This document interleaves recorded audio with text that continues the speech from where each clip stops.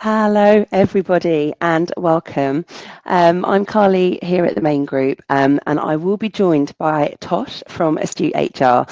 Tosh has literally got a meeting just before, but he's going to be jumping in any minute. But I just wanted to get started, welcome you all today, and yeah, just talk a little bit about the plan. So, first of all, we're really excited about this topic, and we've had a huge uptake. It's something that's really key at the moment, and so everyone's really looking forward to it. Just in regards to the format, we're going to be running for about 40 minutes today, give or take. I know Tosh and I both like to talk, but yeah, it should be just for about 40 minutes, even though it is a topic we could talk about all day, but I promise we won't. So yeah, if you do want to put any questions in the live chat, that would be amazing. There is a chat box there, so please do get chatting on there, ask any questions and say hello if you'd like to, and we'll just keep it super interactive, so any questions that come up we can address for you to make sure that it's really relevant. I wanted to start also by saying that obviously we support all working parents.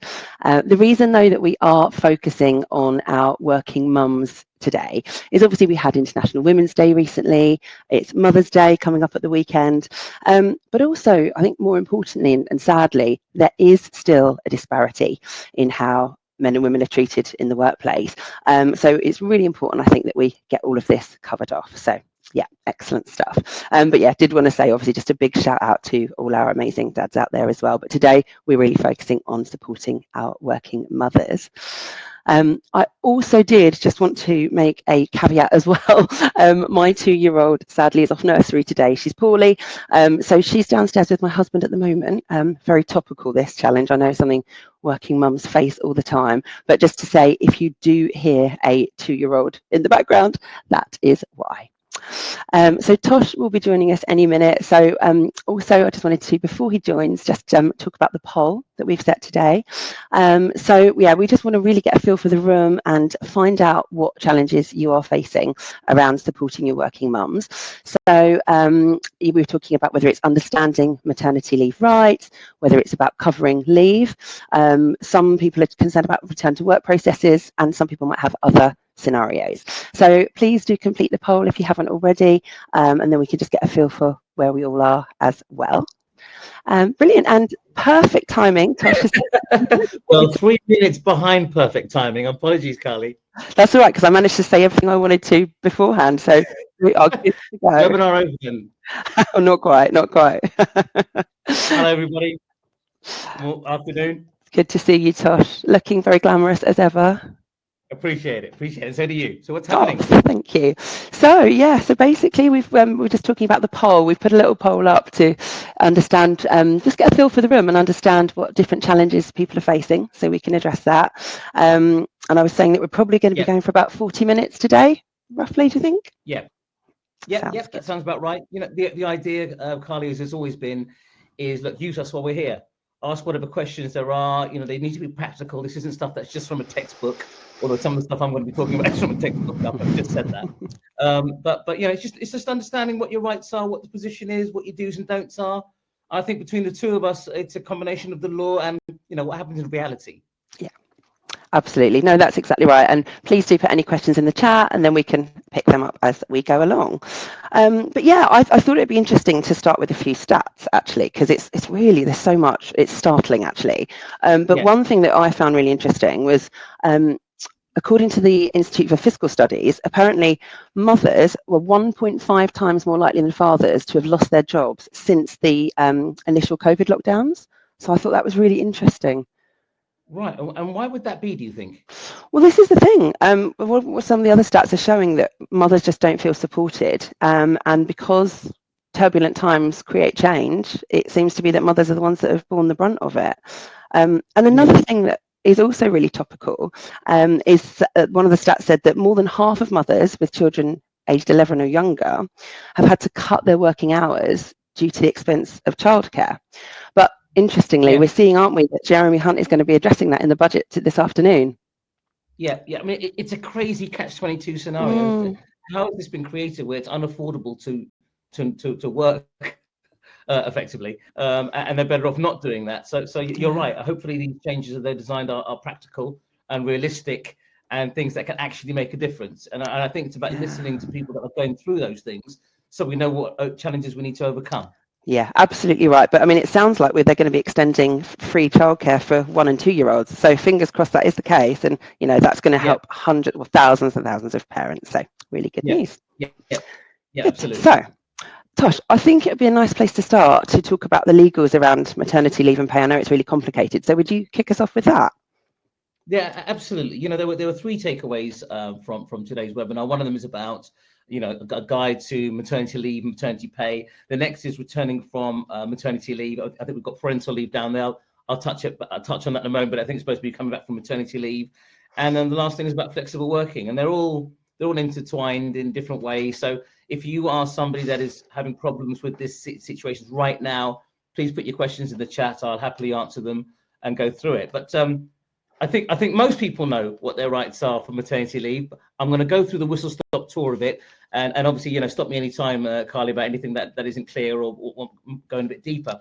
So the first thing is that all your rights are preserved while you're on maternity leave. Okay, so we'll get into whether you're eligible for it or not. What that means is any pay rises, your holiday accrues, and also you've got the right to return to the same terms and conditions. Now, obviously, if the job is redundant, doesn't mean you can go back to the job that doesn't exist anymore. That's a slightly different situation. Mm-hmm. But if it exists, you have the right to go back to the same job. So that's your first 3 key things, right? So being away because of being on maternity leave shouldn't put you at a disadvantage. So maternity leave is up to 1 year. And it's comprised of two periods of time. The first is the first 26 weeks, which is ordinary maternity leave. And the second 26 weeks is additional maternity leave. So you can return to work anytime you like, as long as you give at least 8 weeks notice. So you don't have to take the full time off if you want to return to work. And while you're on maternity leave, there's something called keeping in touch days. Now, how old is your little one now, Carly? She's 2 next month. So, I mean, this might be about 2 years ago now for you. But did you do the keeping in touch days? Yeah, and I think they're so valuable. I was going to talk about it a bit later, but I think it's such a great way to keep your sort of communication going with your employees. It's really important. Also, women on mat leave get paid for their keep in touch days, which is also, I think, really just a nice benefit for them. But mainly, it's just really important to make you still feel part of the firm. You're not left. You're just away for a bit. So yeah, really found them useful. It's super helpful, isn't it? Because it's out of sight, a little bit out of mind, apart from certain things. But it's really important employers remember to include you guys on not just in work projects and so forth, if that's something you'd be interested in, but also the socials. Christmas dues, all the rest of it. Just because you're away doesn't mean you're away, so to speak. Yeah. So that's and maternity leave up to 1 year is entitled. Any employee is entitled to that from day one. Okay. So even if you've only been in the company for a week, you can still take maternity leave.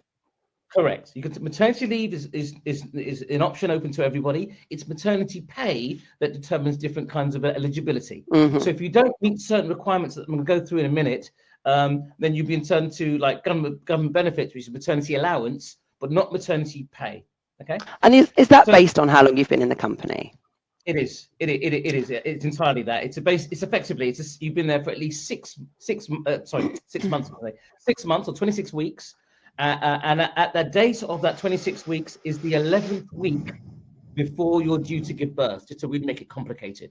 So by the time you reach week 26, is it at least 11 weeks before you're due to give birth? Then yes, you're eligible for it. So basically, you've been there for 6 months, right? Right, okay. So it sounds a bit complicated, but there's probably online calculators are there that people can use to work out eligibility. Exactly right. And you know what? Ask your employer. If you're not sure about it, the employer's got to let you know what the circumstances are. Mm-hmm. But generally speaking, within 6 months, you're entitled to maternity pay in the circumstances, okay? Okay, fantastic. The earliest you can take maternity leave is 11 weeks before the baby's due. Okay. Or you can take it the day after the baby is due if it suddenly arrives early out of the blue. Mm-hmm. Or it automatically kicks in if you're for a pregnancy-related illness in the 4 weeks before the baby is due to be born. Right. So if it's relating to pregnancy, the illness, then you automatically are on your mat leave. You're automatically on mat leave if it's 4 weeks before the baby's due. Right. Okay. So going off sick, getting sick pay and then waiting, you can put them straight away on it, but 4 weeks before. Not good to know. before that period. But only if it's related to the pregnancy. If it's not just, if it's something unrelated, that doesn't apply. Correct. Not for flu. Could be something Understood. related to actually to the condition. Okay. Great. Okay. Pay. So what is the entitlement to pay? You're entitled to statutory maternity pay. Now, obviously, your company might give you an enhanced payment. A lot of people give a lot more. But if you're looking at the legal minimum, it's 39 weeks of statutory maternity pay. What that means is for the first 33 weeks, you get for the first 6 weeks, you get 90% of your average weekly earnings. First 6 weeks. The remaining 33 weeks, you either get 90% of your earnings, or at the moment, the statutory weeks pay is £156.66p, whichever is the lower of the Whichever's two. lower. Okay. Yeah. So you're going to be looking at the 156 quid effectively if you're earning anything above that amount. Okay. Yeah. And is there a certain? Sorry, Tosh. Sorry. I was just going to ask: is there a certain reference period where they work out the average pay? Because some people's pay goes up and down. Period.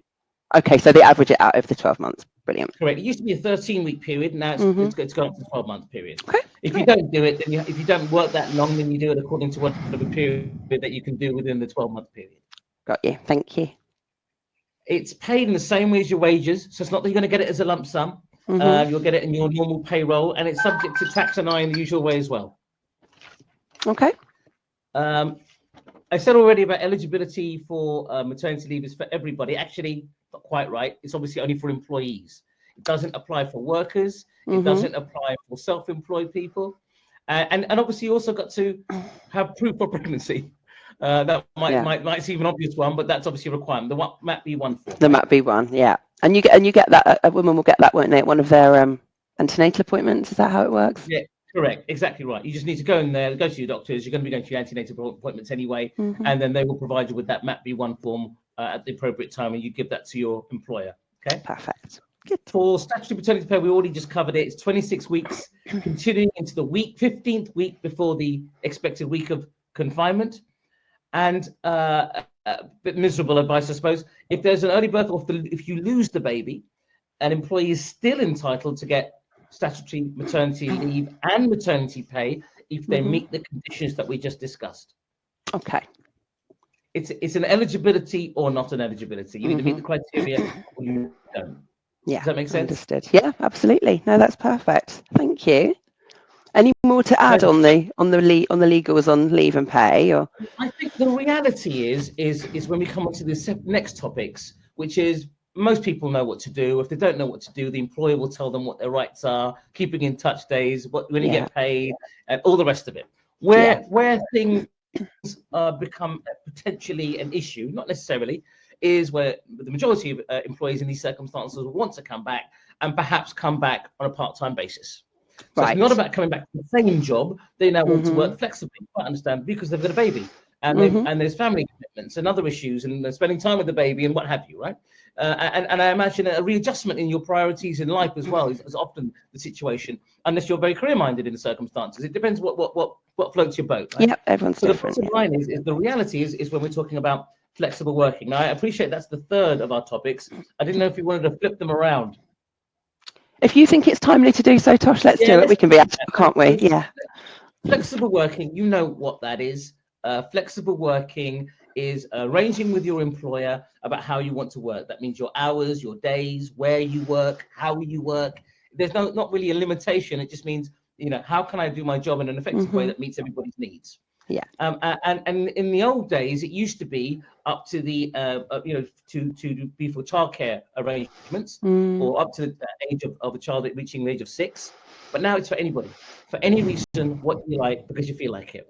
So any employee can put in a flexible working request. Is that right? Flexible working request, absolutely. There's different obligations and different circumstances, which I'll go through now. But the reality is, you can make a flexible working request, and what you should do is present to the employer what it is that you want and why you want it. So let's say an employee comes in and says, I want to work 3 days a week instead of 5. That should be in writing according to flexible working procedures. And you're only at present, you're only allowed to make one request a year. One request. So if you ask for 3 days and they say no, and then you say, okay, what about 4 days? Too late. Strictly speaking, you only get one request. I think an employer would be very foolish not to consider 4 days, because even though they're the only legal requirement to make one request, there's still sex discrimination laws that apply. Why can't we accommodate the person in these circumstances? Well, that might amount to discrimination or less favorable treatment. So there's other things to factor in. But if it's me, for example, and I feel like working, half my time now, 3 days or 2.5 days a week or something. Well, presumably it was a full-time job for a reason. So they now have to look at why they can or cannot accommodate that. Yeah. And in terms of looking at those things, it would be things like, okay, well, how do we do it? Can we deal with it in the existing workforce? Can we get a job share? Can we get somebody else to do the other half that period of time? Or other factors that mean we can't really do it? Ability to meet customer demands, maybe the inability to deal with it within the existing workforce, those sorts of things. Yeah. So when you came back, Carly, did you do a flexible working request? I did actually, Tosh. So I was very fortunate. I wanted to come back 4 days a week initially, and I was really lucky to have that granted. But one thing that we did do was put in place a bit of a promotion for my assistant to cover some of the work that I was doing for the 4 day on the 5th day. And I felt really supported, and I've recently just gone back to 5 days because I feel like I'm ready. But I think having those 4 days initially really helped with that. I think that's certainly that does make that makes perfect sense with knowing who Meta is in the main group and how you guys operate. But I think the starting block for that was, how can we make it work? It wasn't, oh God, Carly, come on, you were here 5 days a week. How do we make it work? And when you're all trying to make it work, it's a different approach. Not how can I say no? That's where employers get it wrong. Yes. Because when you try and how can I make it work, and you don't find a way, it's going to be reasonable, isn't it? And the employee feels that. Yeah, there's loads of creative solutions to it. I mean, some people do compressed hours. Some people, like in our case, it was a chance for someone else to step up a little bit, so it was a benefit to someone else in the organisation. Sometimes you can split the work around the team, which gives everyone else some extra things to do. So there's loads of ways you can do it. And you can also trial it. If there are fears that you have about, I don't know, what are the kinds of things that they would be concerned about an effective handover of work, again, meeting customer demands. If you can't figure it out with the employee, or if you're not sure, why don't you trial it? It doesn't have to be a long period. 3-4 weeks, you'll find out pretty soon whether it works or doesn't work, or whether you're prepared to do it reasonably or not. So that's the way I think that the flexible working approach operates. Strangely, the law doesn't allow for any right of appeal. There's no obligation to. There might be in your company procedures and handbooks, but illogically, it doesn't do that. But I imagine that the laws are they're looking at changing those things so you can make more than one request a year. And there's periods of times where you have the right to appeal, and for the employee to make a decision about yes or no. So if you probably imagine it, normally the request is made before they're due to return, so that by the time you return, you're able to accommodate that or not accommodate that, right? Yeah. Absolutely, that's interesting. So there's no legal obligation to give it, but you absolutely got the right to ask. And our message is to for employers to try and be as collaborative and supportive as possible. Then, correct. When you say there's no legal obligation to give it, there's a legal obligation not to unreasonably refuse. Right, understood. So we're flipping it the other way around. Yeah, absolutely, brilliant. Or do you know unreasonably in your approach? Yeah, you mentioned before actually about what your policies and procedures are. And I was going to say it's interesting, isn't it? Because some companies obviously only offer statutory maternity pay, whereas some companies offer enhanced pay as well, don't they? So different companies can offer whatever they want, essentially, as long as they're offering the statutory. Correct. So there's a minimum level for most things, even holidays, right? A lot of people, the minimum holiday level is 28 days, including the bank holidays. Yeah. But a lot of companies, like NHS, let's say, I don't know what they do, 100 days or something. They don't do 100 days. They do like 40 days or something like that. Yeah. Comparatively, but why? Because there are benefits that you can give in certain other ways that don't necessarily reflect in a salary. Maybe you get another benefit, like more holidays, or perhaps it's a retention issue. So they pay full pay during the entire maternity leave period, or sometimes for 6 months. So it comes down to what? Size, administrative resources of the company, in terms of what they can afford, what matters to them, the culture that they want to create.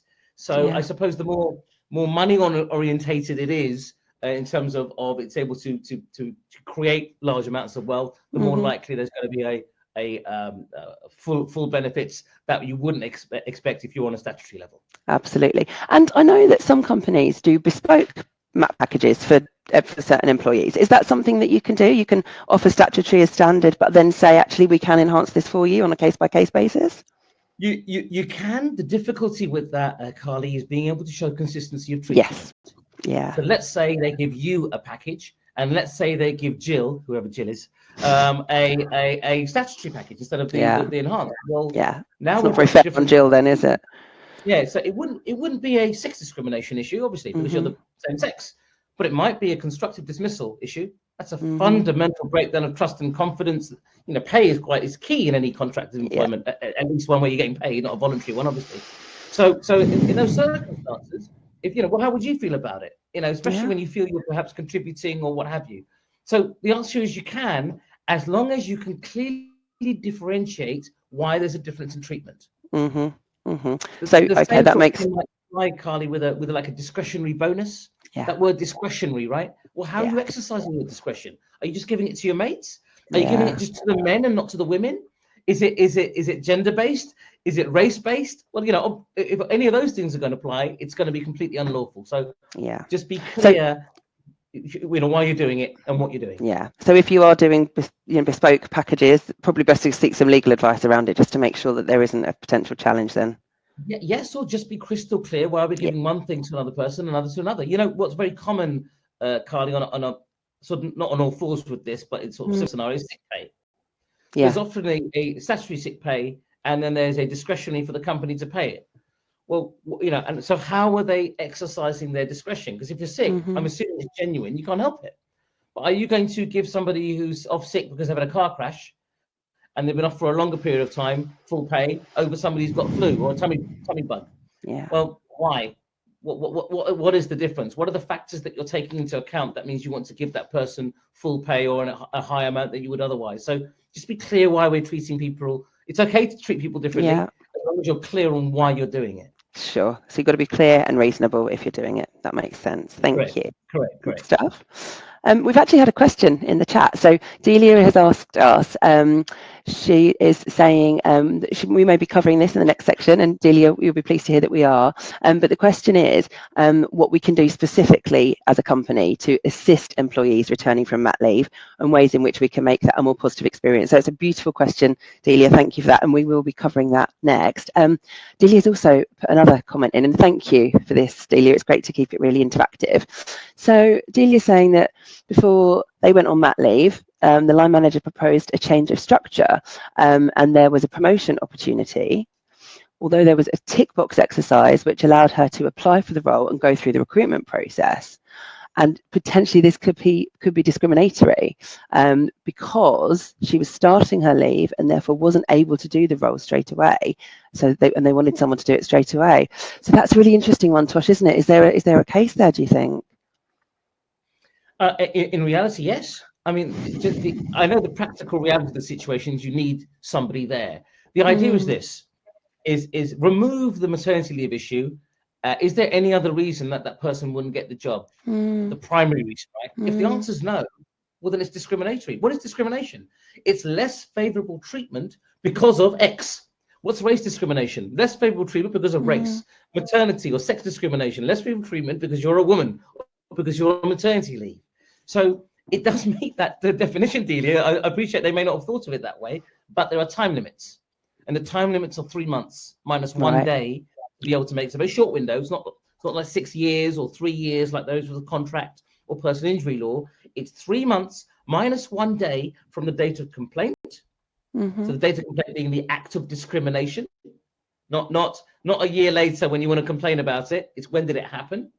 And when I say 3 months minus 1 day, what you need to do is you need to lodge what's called an ACAS, early conciliation notification form. I get my teeth in, it's a bit of a mouthful.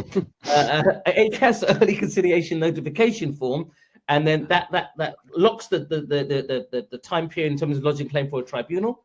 And then ACAS get involved to try and negotiate. And if it doesn't negotiate, they give you a certificate number, and you can use that to then lodge a claim in a tribunal. So it's too late now, Julia, if that happened, when you went on maternity leave. But it's certainly not. That's not the way they should have done it. Interesting. Thanks, Tosh. And that form that you've mentioned that I won't be able to repronounce, is that something we can find online? Or do you need to ACAS, ACAS, which is the organisation that results in. Sorry, Carly, I realise every now and again I look like I'm talking over you, and there's a slight delay. Oh, so sorry. I do apologise for what's coming across. Sorry, I'm not getting a delay on my side. It must be a tech issue. So apologies, everyone, for the glitch. Probably my side. So yes, it's ACAS is a government organisation that is designed to stop things from going to tribunal. That's one of their functions anyway. That's ACAS. And if you start Googling ACAS early, I bet it comes up straight away. Early Conciliation Notification Form. Brilliant. Fill it online, completely free, and then an ACAS officer gets allocated to you and they say, right, what's up? What's the situation about? So you have to go through that process before you're even entitled to make an employment tribunal claim. The way to think about it is, imagine if two people, I don't know if they do it anymore, but in the old days, they used to be, when people were getting a divorce, they had to go through a mediation process called resolve. Right. And the way that they looked at it was that if you've done that, you've done everything you could do to try and save the marriage. So that's what this ACAS process is equivalent to. You've done everything. I know it's not in reality, but the way they see it, you've done everything you can do to stop it going to tribunal, trying to sort it out between the two of you. And if you can't, well, then, you take it to tribunal. Got you. Excellent. And I've just put ACAS in the chat there, everybody, in case you just wanted the letters, so you can Google that if you need to. Shall I type it in there? ACAS Early Conciliation Notification Format. Go on then, Tosh. We can see how fast your touch typing is then as well. I can't even see where I need to type to do that. Where is it? Oh, at the top, sticky message. Is that the one? Can you see the chat function there? I can see. And then at the bottom it just says type your comment. My incompetence now, because there's the chat. How do I put it in there? No, I can't. I can't just see right at the bottom it says type your comment. Can you see that there? No, I can't see that. Oh, there it is. Got it now. No, let me do it for you. Oh, you got it. Amazing. Yeah, I got it. Early conciliation. You can see my undiagnosed dyslexia. You can fill in the silence. Yeah, I was just going to say, actually, whilst Tosh is typing that, so I thought it would be good to just update on the poll. So interestingly, of all of our attendees today, we've got 28% are challenged by understanding maternity leave rights. So that's obviously hopefully something that Tosh has been able to clear up a bit today. 14% have talked about challenges with covering leave. And I think that's a really interesting one. Because I know that some organisations aren't aware that, if they bring someone in to cover, it's got to be just for a fixed period, just to cover, so the person can come back to their role, right? Yes, correct. So, and that's the whole point. They've got the right to return to the same terms and conditions. So it would be for that fixed period. I suppose the issue will be, well, what happens if the employee wants to return to work early? They've got the right to, well, they have to give 8 weeks notice. So what you will have is the fixed term contract with a break clause in it, which would allow you to then bring that maternity cover to an end. Amazing. And also, I think what some organisations do is they actually use a temp, so more of an agency worker than a fixed term contract, because a fixed term contract's usually an employee on your books, whereas a temp is an agency worker, and it's a little bit more flexible then, isn't it, if you did want to end it early? Is that right? Yeah, absolutely right. Again, it's what's under the contract. A locum is very often one of those type of people. And they get somebody who's just a consultant or self-employed or an agency worker, who then they can bring it to an end if they need to or whatnot. Yeah, sounds good. And then interestingly, 57% of our attendees today have said that the return to work processes is one of their biggest challenges, which is timely because that's what we were going to talk about next. Yeah, so we talked about flexible working. Remember, you've all got the right to make that request. It's just about being reasonable about it. And then your employer not unreasonably refusing it. So, Carly, you and I were talking about this before we were doing this webinar about, and I said, well, what are the five ways? Isn't it just about communication and managing expectations? But actually, we got 6 for you, right? And so what would make it? Before we go into the 6, Carly, actually, again, from a practical point of view, I'm interested in it from your perspective. Actually. So what made it? And let's see what goes off the list I'm about to go through. What made it a smooth transition for you coming back to work? It's great to use a real life example, isn't it? And I think that's a really good idea. So first of all, we touched on this already, but communication and those keep in touch days, really, really helped me. And I also still got invited to the socials. And by that point, I was desperate for a night out. So when I got invited out to a lovely meal with the team, I was like, yes, absolutely. The husband's having the baby and I'm off out. So that was really, really lovely. Secondly, which is something that I think is really, really crucial and so many companies don't do, is a back to work induction. Because I was off for 9 months. Some people are off, like you say, for a year, and that's a long time to be out of the workplace. And so much changes, and so much had changed in our organisation. I actually went from COVID straight onto my mat leave. So really, it was kind of like nearly 2 years of not business as usual. And so when I got back, I sat down and had a really good chat with Mita, and she just sort of welcomed me back, talked to me about all the things that have been happening.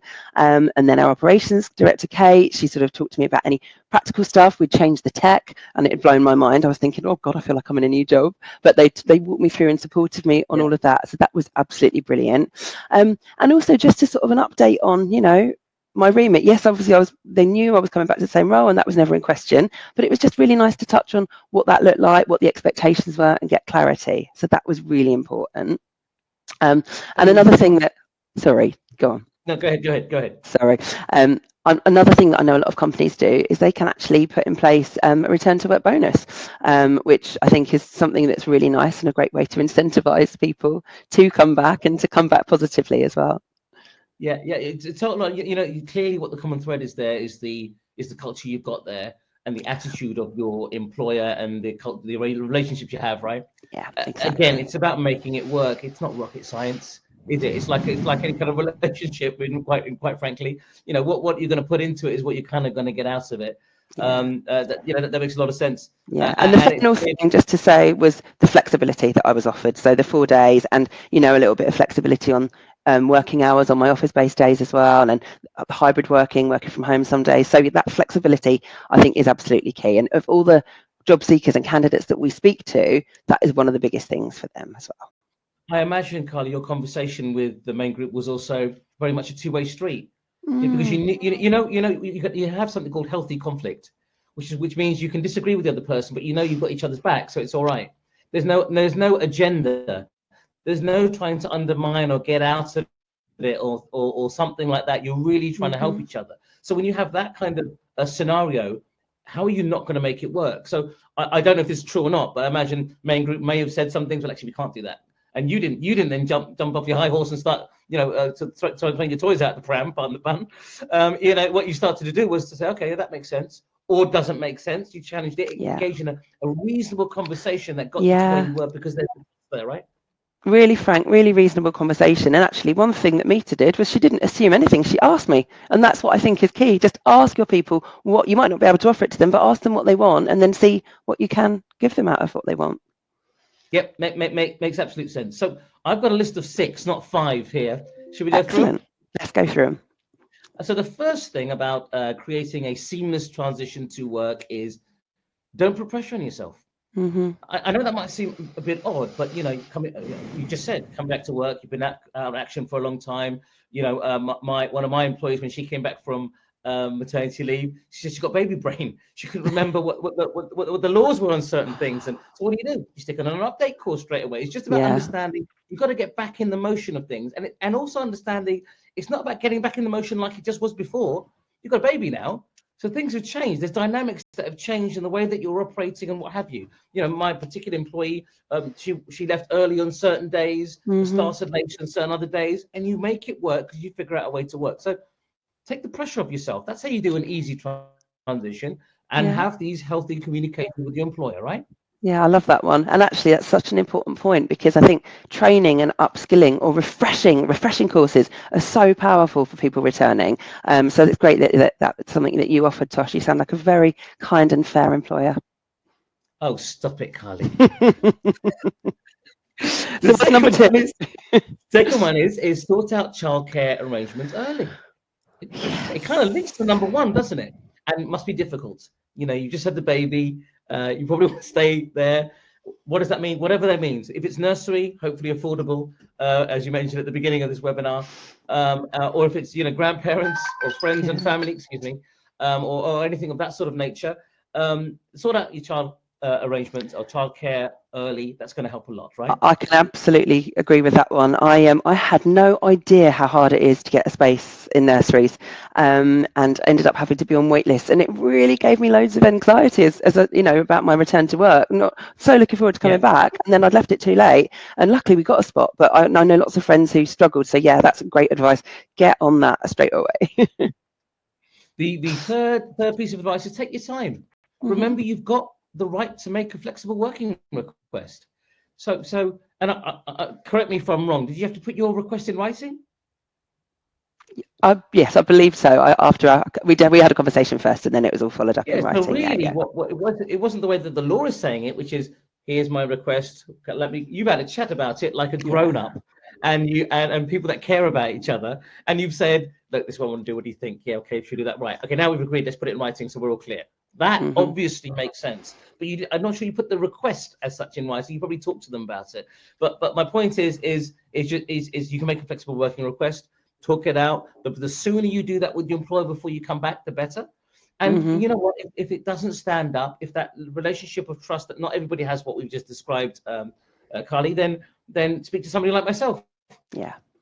That gets some advice on it, so you can figure out what your rights are and what the position is, and whether maybe it's worth your while not going back and taking a different line of action. You know what you're right, sort of thing.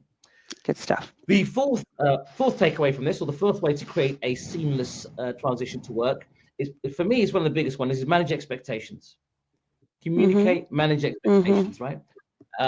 Again, that brings me right back to your own example of what you did with Meter. Can you tell us a little bit more about that? Yeah, absolutely. So, I mean, Meeta and I, we've got a great relationship anyway. I'm so fortunate to work for such an amazing and inspiring leader. But what was really helpful actually was our keep in touches throughout. And Meeta was, asking me, we want to support you. What is it that you're going to want when you come back? And I didn't actually know for a little while, but we just kept the dialogue going. And it was just before I was coming back, we sat and we had a really good open chat about it. So like you say, it's all about communication and it's all about managing expectations. But I know I'm really fortunate and not everyone has got, such amazing, inspiring leaders. And so I think you're right. You need to know what your rights are and, talk to someone like Tosh if you feel like you are in any way being unfairly treated. I mean, the biggest piece of advice I can give any employees or employers is if you get the managing expectations right, you're okay. I mean, again, you can apply that as if we were talking about physics, it's like a principle in life, isn't it? In relationships, in workplaces, in projects, if everybody's expectations are properly managed, well, then you're avoiding disappointment is the point. You know what to expect. Well, a lot of things, expectations aren't spoken. It's assumptions.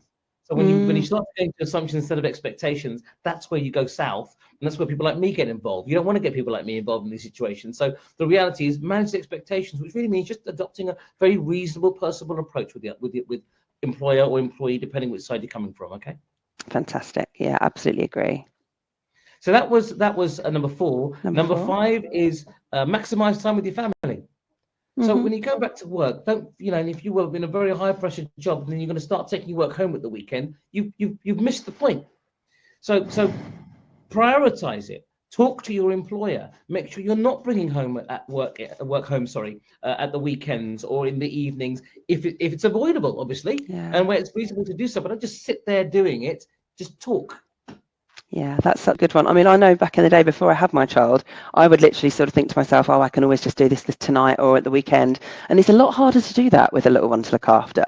So actually, I think sometimes it makes you work better with your time and maximize your time because you sort of become more productive when you can't sort of bleed into the weekends and evenings as much as well. Yeah, the dynamic has changed. I don't know what your life was before baby came along, Carly, but you go home and you put your feet up maybe, or you make a bit of dinner for you and your partner, chill out, watch Netflix. I don't know. The ludicrous thing is, I used to think I was busy before I had a child. I had no idea. So true. And you realize what you're capable of. Yeah. So yeah. We had it easy. So that's the thing. So, but don't forget why you're doing it. So, in terms of an easy transition, maximize time with your family. And the way to do that is to speak to your employer if there's issues you're having with the work or the way that they're working. Just talk to them, okay? You're not being difficult. You want to make it work there as well. You're invested in your business in that business in that way. So do that too.